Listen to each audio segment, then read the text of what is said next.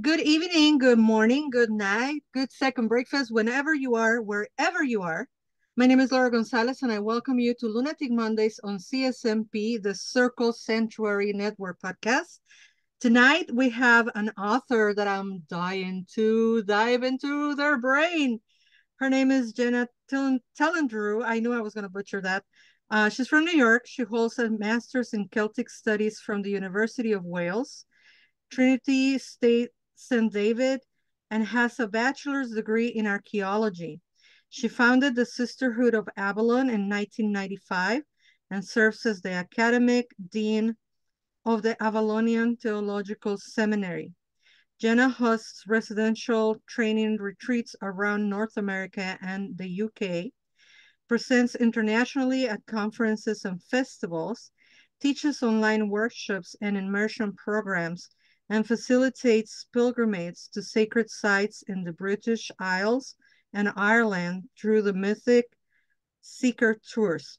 A priestess in the Avalonian tradition for almost 35 years, Jenna has been following a pagan path, since 1986. You can learn more about her work on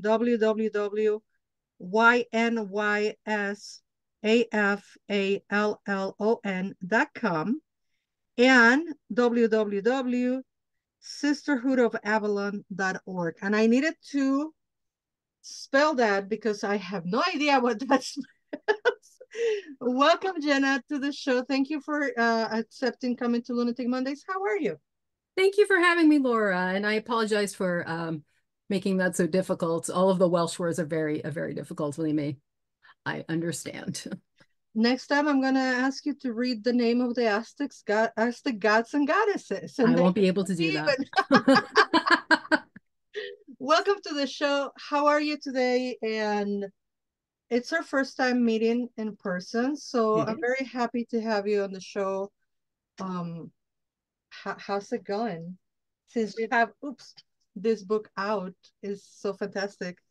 Oh, thank you. Yeah, it's going really well. It's been a busy time. The beginning of the year is always setting up, things to come and a lot of things for the Sisterhood of Avalon. We just had our Women in Druidry conference and setting up our schedule for things. So it's been a busy time. But like you said before we started, kind of enjoying that scary winter where it's 50 degrees and it's not right, not living where we do.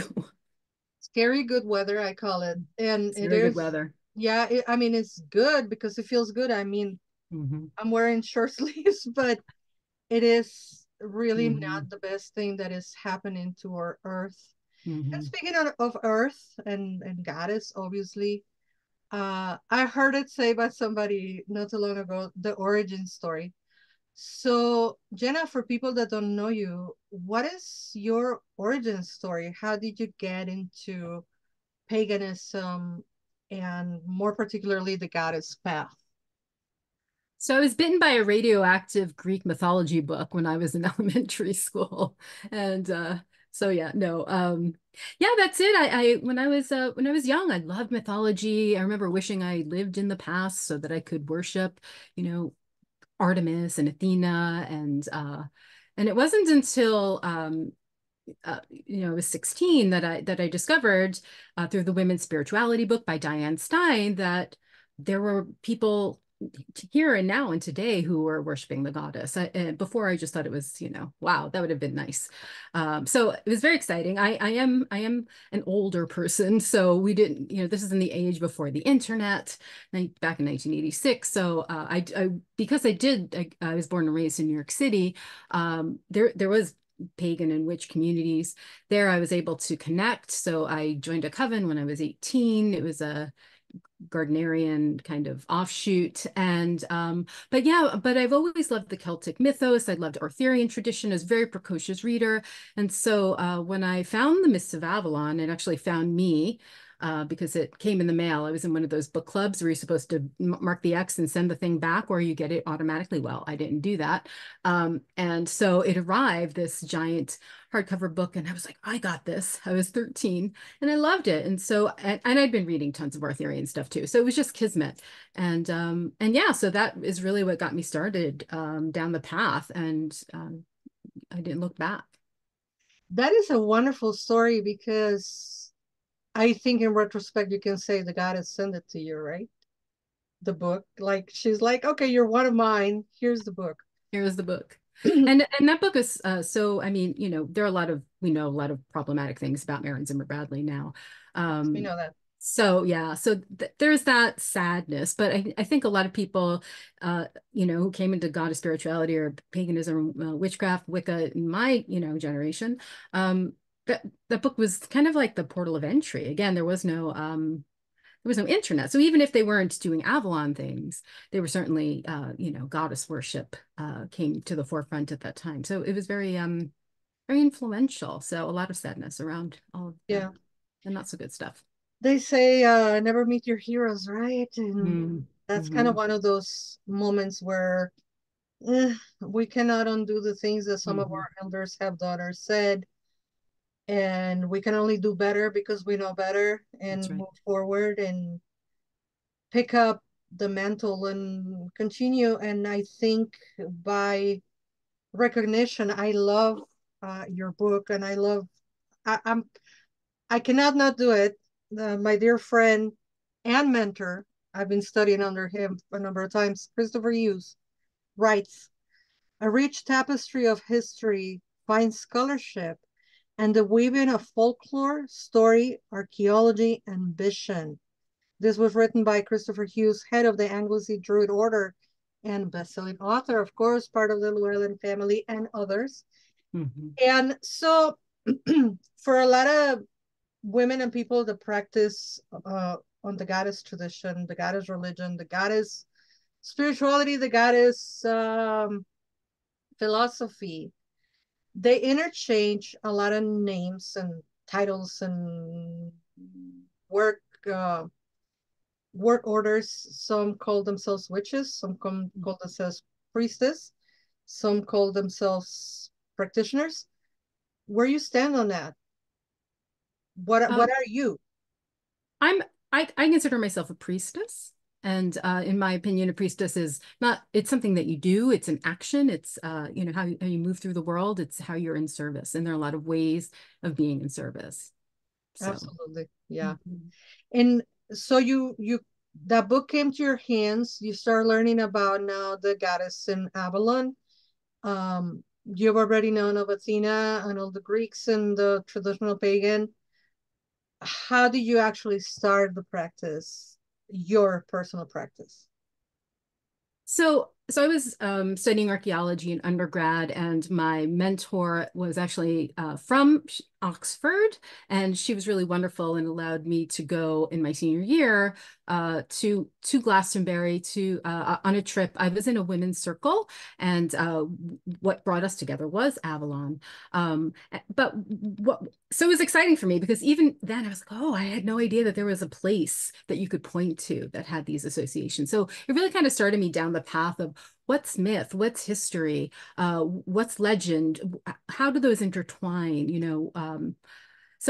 so yeah, so that was exciting for me. And again, that was in undergrad. And then but what I did find is that there was a lot that I was learning and that I was practicing and that, was being taught that it didn't actually line up a lot with what I understood and was learning about Celtic cultures and Celtic belief systems. And so when after I graduated, I started to deconstruct these things and continue to research and and learned about that's about when what time the internet kind of came about. So in 1994, I first got online and all of these resources open to me. And this is when I learned about Celtic Reconstructionism. So a very solid, I started with Dianic Wicca into this kind of Celtic women's Avalon centered thing, and then learning about this praxis that people were doing where they were trying to reconstruct and be very culturally specific and respectful and honoring. And so that's the path that took me down. So I always feel like I have a foot in both paths, right? There is this foundation of the women's spirituality movement, which was very empowering but maybe not always as centered in scholarship as it as perhaps the more Celtic side was able to be. But not that, but the thing that I always come to is this: are people growing? Are they transforming? Is it making a positive impact on their lives? Are they in relationship with Goddess? And if that happens through things that feel right, as opposed to things that are culturally accurate, in the end, it's you and the Goddess at your altar. That's what's important. I see, because I did do my master's degree at the University of Wales. I wanted to learn about Welsh culture from Welsh people. Yes. And what I found was that the scholarship deepened my practice. It gave me more ways in, which was very exciting to me. And I think that it's just one way of building a bridge to connection. There are other ways, and this way is not the way for everybody. But I do feel that since I'm working in a tradition that is Welsh based, and I'm not Welsh, I'm not of Welsh heritage, I don't live in Wales, I have a responsibility to present things in as culturally accurate and reflective as possible, to say, this is what we know. Here's a way of looking at it. And this is how we can take that and move forward into practice with it in a way that is honoring and respectful and founded in tradition. So I think that's a different thing than, I think, the Goddess. I don't know when you came into Goddess spirituality. The Goddess movement was it was very kind of flowy and Yeah. very body centered and very reclamation and political and you know emotional and healing and just beautiful in that way. And I think that's another way into Yeah. relationship. So there's. I was found by the Goddess in 2009, Mm, and I'm definitely still into the very political, very empowering, very both academic and also um I always forget this UPG, mhm, unverified personal gnosis, you know. I don't do the Vadi Kumbaya, let's all paint with our blood and blah blah. That's just not me. And I think we are all, our choices are always permeated by our experiences, right? mm, Me as an indigenous woman, immigrant, I still don't understand how I am an immigrant in our continent, but that's another conversation for another day. mhm, Immigrant in the United States, big air quotes, disabled, fat, vegan, queer, indigenous, Mexican, all of the different traverses things on uh, feminism, intersections. I always forget this word. mhm, Obviously, the Goddess for me is an icon of liberation and empowerment and mm.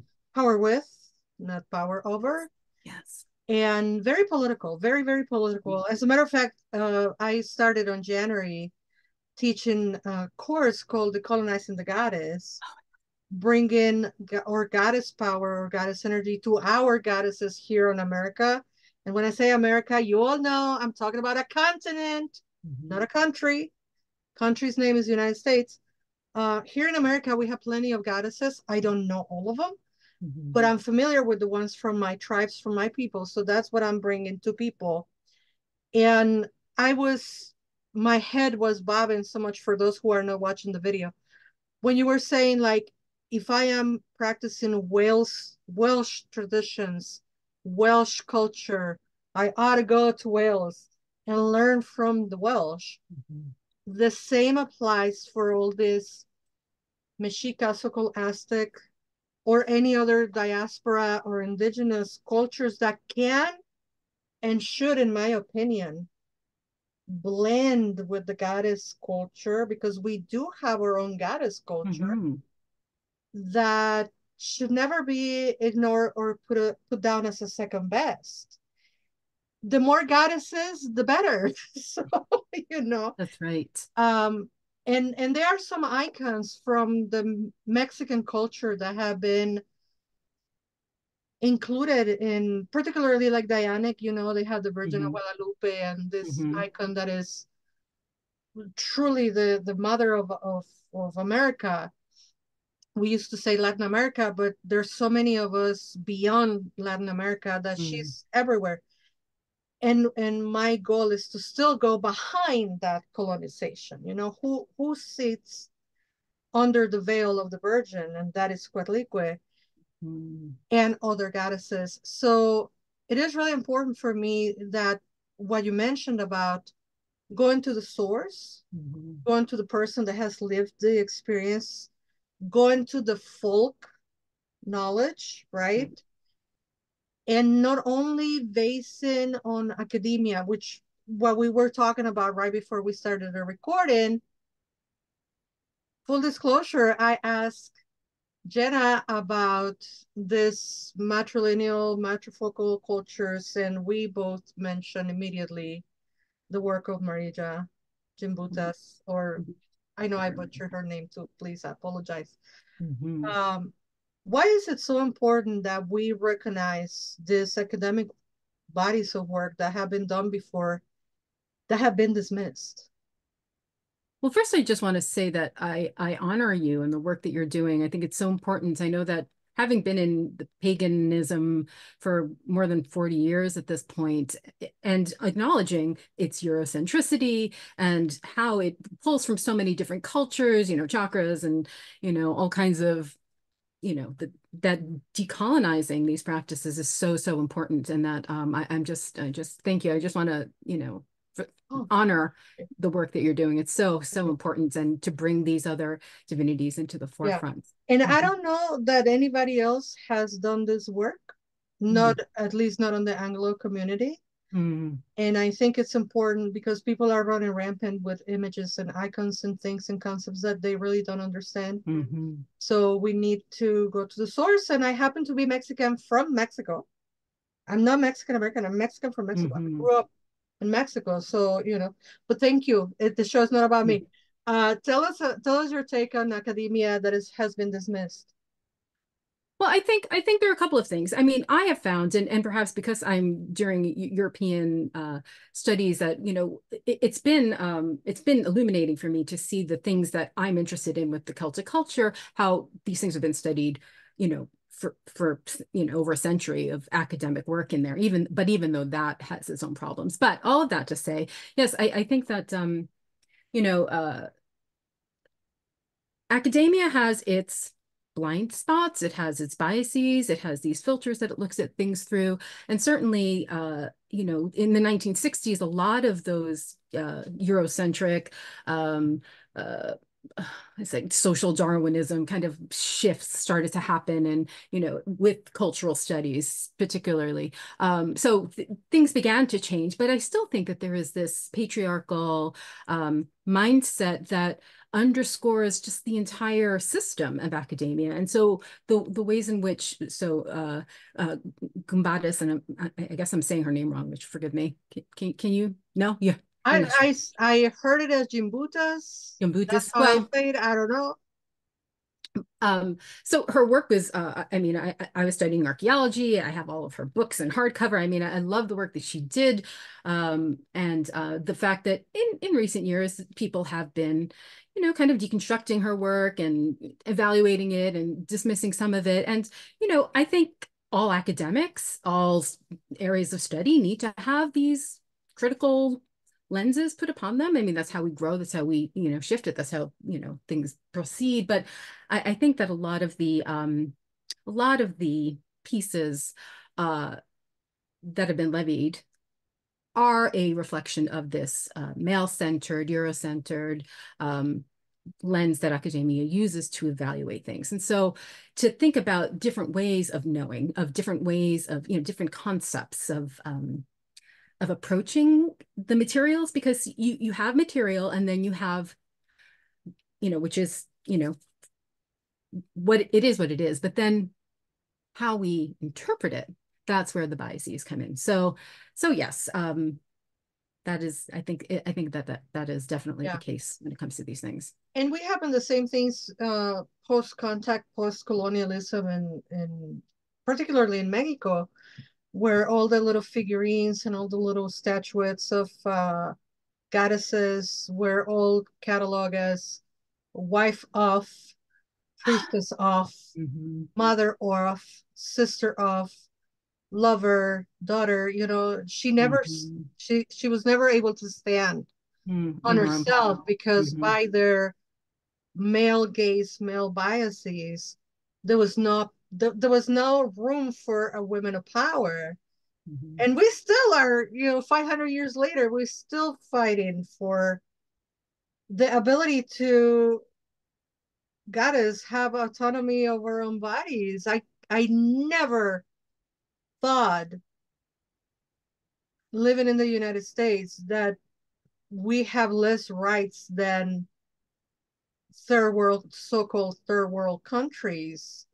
But that is, and that is all the body of the goddess. That is all the goddess Mm-hmm. work and goddess structure. And we need, quoting the one Phyllis Scroat, the world needs her witches, and we need our priestesses, and we need to continue having these hard conversations about the divinity of women and Mm-hmm. people and Mm-hmm. the body and autonomy and joy and love and all of the other things that we've been stripped of because of this rampant illness called patriarchy.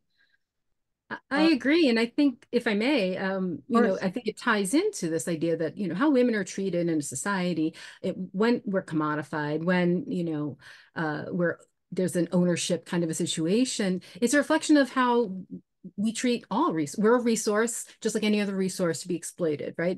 How can we profit? What do we bring that will, and so our status is a reflection of the status of how the planet Yeah. is being treated. And so it Because, is a political act. It is as we go for our own freedom, it's an act of rebellion for the planet as well. yeah, because she's Gaia. If she Mhm. was Gaio, it would be different. She was just a guy. A guy. But yeah, that's one of the workshops that I teach. Like we treat the earth as we treat our mother, and Mhm. unfortunately, it's not very conscientious. Let's put it that Mhm. way. Choosing a very mild word, you know. Yes. So And if I may, I mean, there's a yeah, reflection of please. this in Celtic traditions and Arthurian traditions with the sovereignty figure who empowers the ruler of the land, of the territory, of the tribe, of the nation. It is an intermediary between this world and the other world. And when the king or the ruler is in right relationship, the land is bountiful and the waters flow. But when he is not in right relationship, when he is lawless, when he is, exploitive of his people, when he's cruel, she withdraws her blessing, and then the world falls in, or the land falls into the wasteland. And that is the under story that from the Grail myth that comes over. The king and the land are one, and the wasteland is restored when the balance is returned. And so that is where we are. We're heading towards the wasteland, and we need to bring in this balance. We need to be in right relationship Yeah, with our mother, with goddess, with our earth. Otherwise, she'll shake us off. yeah. And we're women and girls and trans women and transgender Mhm. people and all the people and and like I wish we were all understanding that more rights for everybody don't mean less rights for one particular group of people. But let's not get too political like we haven't. Let's talk about this magnificent. Mhm. Let me see how many pages. Almost 500 pages It's a chonker. of the Ninefold Way of Avalon. Your beautiful baby. Um, I I'm very very fortunate that Llewellyn sends me, they throw a box of me here and there. And I was so nervous about the Ninefold of Avalon because I am a very slow reader, ESL. And also I come from oral tradition, so this is my media. Reading is like a Mhm. little challenging, whether English or Spanish. And I am so glad I broke to my fears and said, I want her on the show. I want the book. The publishing team, Marcus. Mm-hmm. Um, Yes, Marcus is amazing. Marcus is the best. If you don't know who I'm talking about, you gotta look at the Llewellyn website, look at Marcus, then you know who he is. This is a beautiful work of art. Mm-hmm. And I am one person, as I was saying, going culturally from oral tradition and the folk and the practices and the people and the land and all the things that have been destroyed by colonization, and then we trying to recover, not to reconstruct, but to Mm-hmm. understand and to recover. And then I find this book. I have a bone to chew with academia, as you might notice already. And then I find your book, and the first thing you say in this book is like, is academic, but it's also historic, folkloric, archaeological. You found the formula, I don't know how, to marry all the things. Mm-hmm. And also to say, and sometimes we don't know. And sometimes we're not gonna know. And it Mm-hmm. is what it is, and we're just gonna move forward. Now, this is the silliest question of them all. What inspired you to write this book? Well, so I've been calling this my mullet book. It's got the academia in the front and the woo-woo in the back. So, and there's something for everyone. If you like practice, you've got that. If you like if you're not into this kind of work, but you want, so this is the thing. This is the book that I wish I had when I started down the Avalon path. My intention here was to bring together, what do we actually know about Avalon? What are the written records? How far back does it go? But again, you mentioned oral tradition, and that's the thing about the Celts is that we have in Welsh tradition, for example, the bardic stories Yeah. that, and it was a cornerstone of their culture. They were the keepers of culture. They were the rememberers of history and lineage and tale and myth. And so the stories that we have stayed in orality for hundreds and hundreds of years between when the Britons were pagan and when they were down in the early medieval period when they were Christian. And so in the time that they were in, it was an oral tradition, the stories changed and they grew, and these were natural reflections of the shifts in culture. And so I think it's important for us to keep that in mind, that they're not broken stories. They're stories that reflect the cultural needs of any time. And that's the beauty of oral tradition. It's living tradition. And so I talk about this idea of the stream of tradition. And it says that there are pieces that come from pagan, pre-Christian, there are elements of it that we can look at other cultures, Irish and even other Indo-European cultures, and pull that piece out. There are historical records that talk about, and the Romans talk about these islands of priestesses off the coast of France. These are Gaulish, so Celtic priestesses who lived in enclaves, 9 women. And there are a lot of historical pieces about 9 women that show up in myth and in history. In a lot of these Indo-European derived cultures. And then there's the symbol sets that come with all of that. So there is lore and there is history. And then there is the piece where we know that the roles that women played, holy women, in the pre-Christian and the post-Christian cultures. They were saints, they were priestesses, they were healers, they were seers, they were diplomats, they were involved with Druidism, they were they held high status, they were learned, they were poets and seers. And so what do we actually know about them? So to take all of those things, those 3 main streams of tradition of that inform the Avalon that we have received today. So we can't say that Avalon was in Glastonbury or was in this place or in that place. There are a lot of places that are like Avalon. Glastonbury became associated with Avalon in the 1100s, and it's stuck. And so it's a place where you can go. It's a powerful place anyway. I don't, if you've ever been, or I mean, it's just it is an incredible place, very transformational. The land itself is powerful, and that story has lived there for over 1,000 years, and so it's easy to connect there.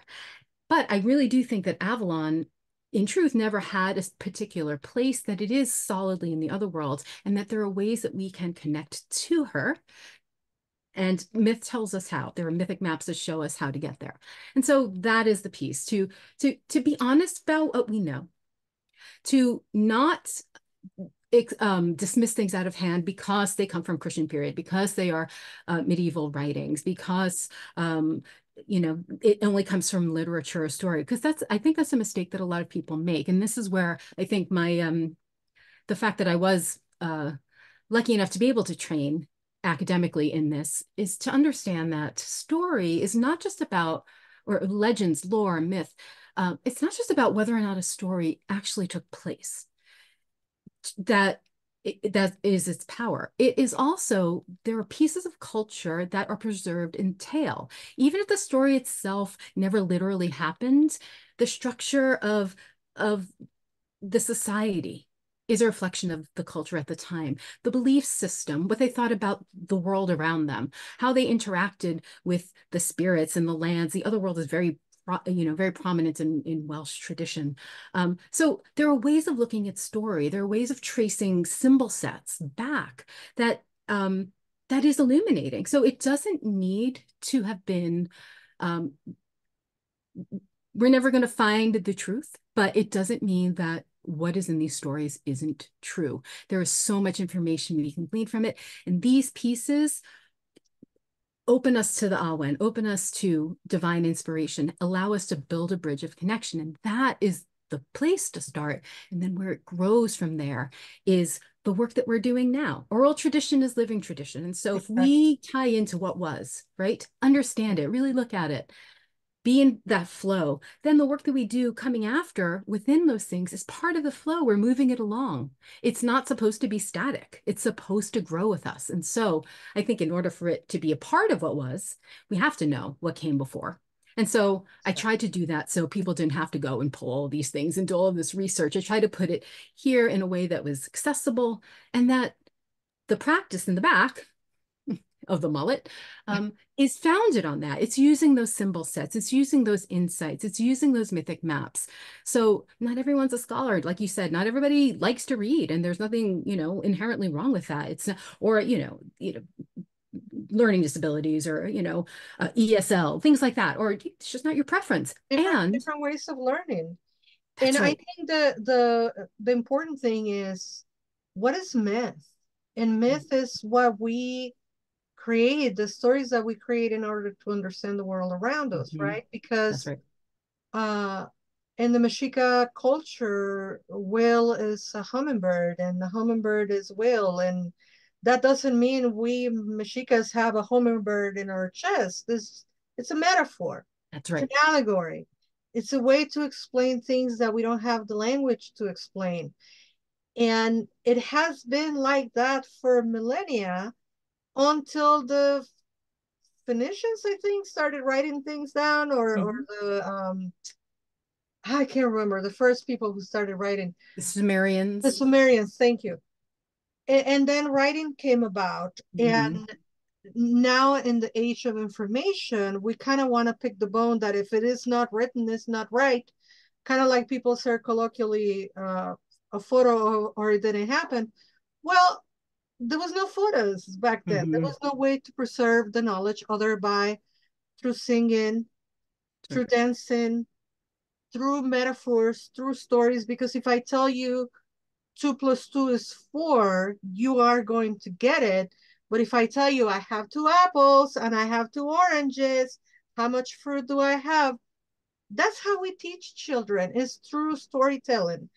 And I think academia is fantastic to have a record keeping of things that need to be kept, records, right? Like podcast and video, and it changes with the time and it changes with the needs of the people. That's right. And the ingenuity of humanity. But forgetting our creativity or dismissing our creativity, I don't think, and particularly for earth-based spirituality religions, it's like it's a paradox that just doesn't fly. And I love that, like you said, I love the mullet. It made me laugh. Because it is exactly, I mean, I'm so glad that you came up with that concept, because it is true. You put the academia first, you put all the research first, and then on the back is the praxis. And I love that the book has been structured that way, because in order for a person to learn what they do, in my opinion, learning why we're doing it that way is vital. I, at one point in my life, was at a circle where a chant was chanted in a different language, neither English nor Spanish. And everybody was chanting, just repeating. And I'm like, wait a minute, what are we saying? Mm-hmm. Like, I don't want to just go through the motions of repeating a chant without knowing what I'm putting my energy towards. Mm-hmm. So it is really important in this walk in the path of the priestess that we know the whys, the who, the when, and the how. What is the technology behind it? Because if you don't give this technology, these reasons, then we're falling on the same, in my opinion, mistakes that are done with the larger, more common religions that people Mm-hmm. blindly Just by rote. Yeah. follow. And piggybacking on that, don't hate on Christian records. Don't hate on Catholic. They are our best record keeping people. A lot of the Mexica culture that we have recorded is because after they genocide, they're like, oh, wait a minute, there was something here. What was it? And then Mm-hmm. they try to Yeah, record. So it's thanks to them, that's right. as much as we dislike, in my case, being Mexica, the codexes, Mm-hmm. as much as we dislike that they were written by frays and priests, they conserve the Mm-hmm. knowledge. That's right. Yeah. And I think in Celtic traditions, a lot of people think, oh, it was written in the medieval period by some monks. And the reason why the goddess, like Arianrhod, is this, she's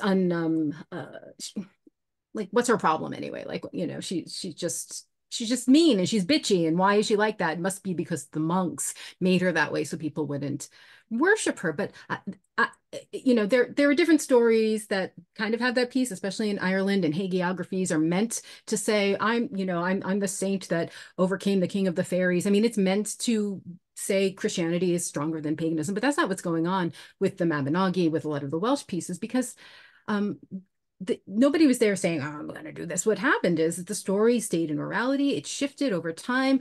The things that these figures represented shifted and sometimes stayed the same. And so when it was written down, it was to preserve Welsh culture. So it was intended to be written down as it was. And in the Mabinogi specifically, which is those are the stories and some other tales in that time period, that is the main mythic stories in Welsh tradition. It was written down at a time when Wales had lost its independence and they were trying to preserve their culture. So those stories seem to have been written as if there was a bard, because it seemed like some of them, there were phrases in it that, looked like it was being recited. And so they just wrote what they heard. So, there's more to it than that. It's not just some evil, Christians trying to hate on the things. But there's another thing I wanted to say, if you don't mind. There's something that you said about having the language, expressing things with the language that we have. And that to me is a really beautiful reflection of what this ninefold path of the priestess is about. Because not everyone needs to be, or wants to be, or is drawn to be a scholar, right?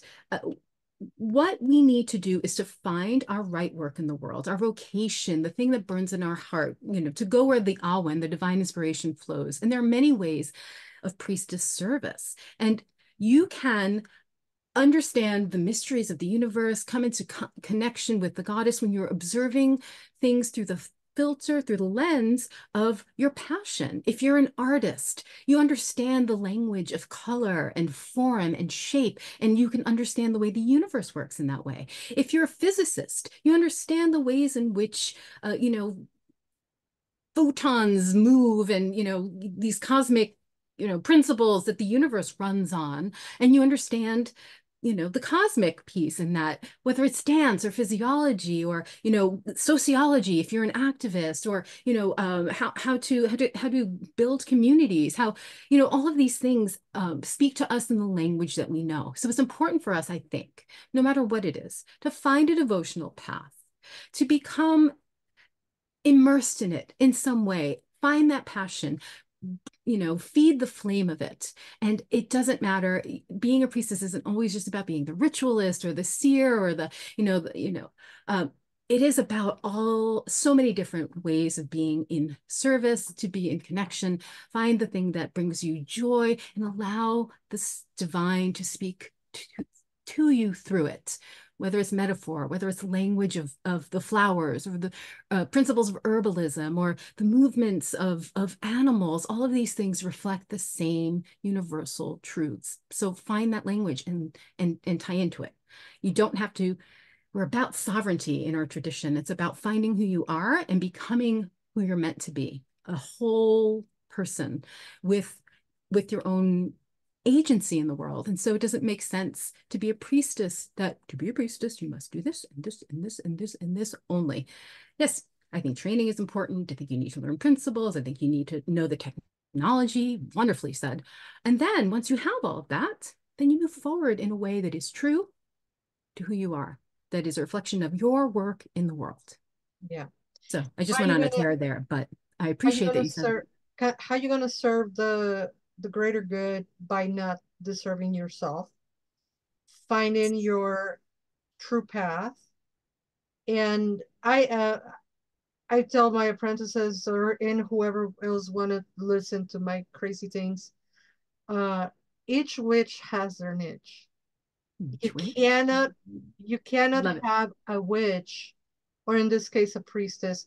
And if people are not comfortable with using those interchangeable, that's fine. Please know I am at this moment using it. Not mean to offend anybody. If you prefer to be called a priestess, then that's you. I like to be called a witch, and I think it's the same.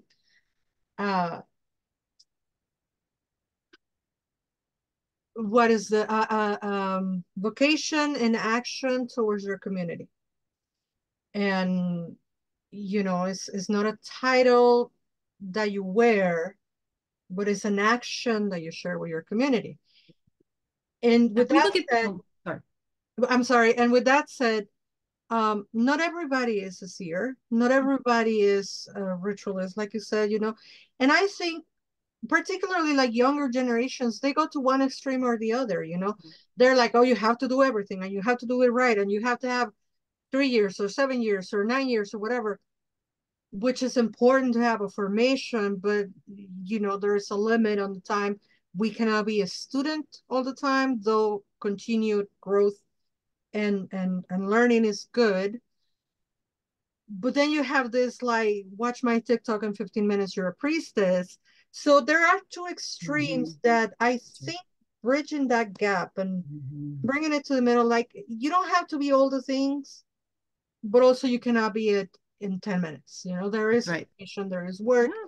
Yeah. And more than anything, I was going to say in Spanish sobre todo, and more than anything, um, to understand where your calling lies and how you're going to share those gifts with your community. Because it's a job title. That's right. It's not a chip on your shoulder. That's right. And if I may say, part of our approach in the Avalonian tradition in the Sisterhood of Avalon is we take things on 3 levels. We engage in service to self, which is not self-serving, but it's who am I? What is my life? Where are my shadow pieces? What needs healing? Where are my strengths? What is limiting me? What is keeping me small? You know, where is that passion? How do I become a whole person? The more whole we are, the more we are a vessel that we can pour out in service. Because to me, the Awen, the inspiration that we receive from the divine, is we're just the waylay station. We receive it, and then it's meant to be poured out in creation of something, whether it's art or music, whether it's community or healing, whether it's change or, you know, new knowledge. All of these things are meant, they come through us. So there's that service to self, that we're whole, right? And that we're growing and that we're healing and that we're clear, because I think a lot of the stuff, the 10-minute TikTok, there's no clarity about who you are. We're, you know, we all have shadows, we all have wounds, we all have things about ourselves that need to be shifted and changed. And if you don't know what those are, those are going to act through you, right? What is unconscious controls us. So we need to know who we are. And then the service that we give can be pure service. It can be, you know, without, or as pure as we can, right? Because we're always growing, like you said. So, and, you know, if someone's already doing a thing, you don't need to do that thing too. You need to do your thing. You know, why double up on those services? So find out who you are, pour that out in vocation. So it's service to self, service to others, to community, and then service to source, service to the divine. So being whole being in service is a bridge to source. And all of these things are, we use the symbols of the Triskel, they one flows into the other, but you need to have those three things. We have to constantly, examine ourselves and aim to grow. We need to constantly see how we can be in service to the people around us and how those things are reflections of our service to the divine, how those are actions in priest or priestessing to others. You mentioned the Triskel, and I imagine a priestess steering the cauldron Stirring the constantly, cauldron. like you have to do the work. It doesn't end. And that's why, in my opinion, Jenna, it's so important that we emphasize to young women and people that this is a call. It's a vocational initiation of sorts, whether you are in a coven or a group or a study or a self or whatever. It is reverend. The title is such a special title, reverend, to revere the divine in your community, not to be revered. That's right. But to revere That's right. source and your community. Because what are we without our community? Mm-hmm. We're an island if we don't have, and some of us, oh, I got goosebumps. Oh, shit like that. Oh, Yes. I still freak out when this happens, but when I say Mm. something that she likes, like Mm-hmm. I love that. very intense too, from my bottom of my Mm-hmm. feet all the way to my Oh, I love that. um communities, Mm-hmm. fostering communities, plural, because what I see also with some young people on the paganism is like, I'm pagan, so I'm only having pagan friends. And my partner has to be pagan, and my children have to be pagan, and da da da. Listen, I don't have kids. You raise your children as you will, but the understanding to be in an island, be living in an echo chamber, you'll drown. Mm. Have Christian friends, have pagan friends, have atheist friends, have Satanist friends, have Catholic friends. I don't know. Ifa practicing friends, like, Mm. or not just your church, temple, Mm-hmm. community friends, but also your neighbors, Mm-hmm. um, your school, the HOA. I mean, I don't know, you know. No, it's an excellent point. It's an excellent point. And to it, I'd like to add that, community building is important. Someone has to hold that container and create the container, make sure it's safe, make sure it has the resources that it needs. Who feeds the people after the big rituals, who ensures that the places where these things happen are compliant to people with disabilities. I mean, that is a sacred service. And the things that happen behind the scenes, the less sexy aspects of priestessing are critical. We can't have any of those things if there isn't someone who's doing the books, right? Who's filing the taxes, who's ensuring that people's needs are met, who are, making sure that, the food arrives and, cooking and, medicines and all of those things. So yes, there's so many ways of being. And the beauty of community is that you don't have to do all the things. No. You do what where your gifts are, you give from your abundance, and the other person gives from their abundance, and hopefully all of the needs are met. All of the needs are met. And one last thing I'd like to say is that becoming sovereign, right? And we define that in our tradition as being fully conscious self-determination, right? So you know yourself well enough to understand the reasons why you make the choices that you do. And you can only be conscious of that if you know yourself well enough. So Exactly. being sovereign in the choices that you make in the world and knowing why you make those choices is the key. But if I want to move through the world in a sovereign way, I must also honor the sovereignty of other people. I Exactly. can't expect them to do the things that I want them to do in the way that I want them to do. There's got to be a way, meaning of it, but that people are responsible for themselves. And I think one of the things that I like to teach in my priestessing perspective, and I do a priestessing course online is that, let's look at the shadow aspects of leadership, of priestessing. People don't talk about that. So many people come into wanting to be in service, wanting, feeling a call to leadership, but, there's jockeying for power, and there's, competition, and, bad feelings that arise, and ego inflation. And those are real things that everyone has to move through them. But if no one's talking about them, and we've got this culture of spiritual bypassing where we're not talking about our shadow, we're not talking about any of these things, then the rot sets in. And all of these people that come to service with pure hearts can't get out of their own way, because no one is saying, hey, this is a pitfall.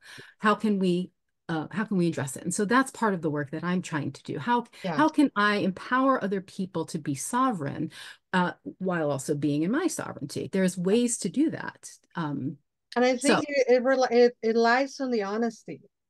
It is about honesty, I have an anecdote, and you reminded me of that. I'm an artist as well. I create, and I do little. I create art. I'm learning not to diminish my creative. Good. And I created a piece with a heart, bleeding heart, and I captioned it, "Romantic love will kill your spirit." Romantic love. This came out of me, is art, and the art arted. And I had a lot of people, I have a few folks, well-intended, loving, telling me, you're a priestess, you shouldn't be this and that about that art piece. And my response to them was, the art arted. You had a reaction, and that's what art is for. What within you creates this reaction? I'm saying something that I feel, because 9 women get murdered for being women in Mexico, just for being women. Don't you fool yourself that the United States is so far behind. No. 5 women get murdered in the United States for being women every day. And somebody asked me, who is who is killing them? And I'm like, men. This person was trying to find out, like, whom, from which ethnic, demographic, age. Men. It's men. It's men. But anywho, the multi-dimensional aspect of a priestess. I'm a priestess. I connect with the divine, but I'm on this earth, knowing that 9 women of my ethnicity in our homeland get murdered a day. So I'm going to express that artistically in a way that I see fit. And if you think a priestess cannot speak about this political issue, then you haven't understood, in my opinion, what the priestess work is. I cannot just sit and sing Kumbaya. Nothing wrong with singing Kumbaya, but and also you reminded me with the different aspects of being a priestess, of the different aspects of being an activist. You have, and they call us keyboard warriors as if it was a bad thing. We are needed. Some people, that's what they can do. We need to share where the people are going to get together and when the protest is going to happen, and we are the ones making the flyers, and so you have your keyboard warriors, and then you have the people who feed us, and then you have the people who pray for us, and then you have the people on the front line with the bikes pushing against the oppressors, and then you have the people at the center screaming Black Lives Matter. You have the lawyers that get people out of jail. Then you have the lobbyists that try to affect change in the system. Yes, we need all of those and pieces. And not something I researched, because I taught a class on activism, paganism, and cynicism, is that 75% of the work of activism happen not marching, and only 25% of the activism work is marching on the street. Some people don't have the luxury to be able to get arrested. That's right. That's right. Some people are disabled, and they contribute as much as they in can. ways that they can. I am having the time of my life having this conversation with you. We are almost at the top of the hour, and I cannot let you go without speaking another silly question. Where can people get this wonderful book? You can get And it everywhere. It's on all of the places. Please do support small businesses, local bookstores. If you have to purchase online, go to bookstore.org. There's a link on my website that lists all my books, and all of the monies it comes to a all the books come from small independent bookstores, and they'll sell it to you. So it's just like buying on Amazon, and there are sales and things like that. So yeah, so you can get it everywhere. But yeah, try to support pagan for your businesses, women's locals. businesses, Yeah. Yeah. Black-owned businesses, all the businesses. Yeah. That is not the corporate overlord businesses. And if you must buy from big box, online, whatever, write a review. Don't do like Mhm. Laura, who thought she needed to write an essay. No, you can buy the book and then you can say, hey, I bought the book. I love it. The author is fantastic. And that's that.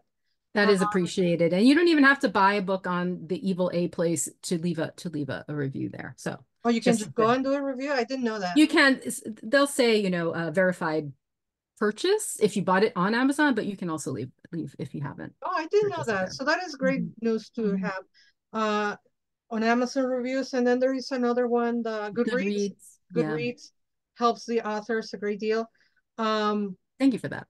you're welcome. And I think we had planned to talk about International Women's Day. It's implied.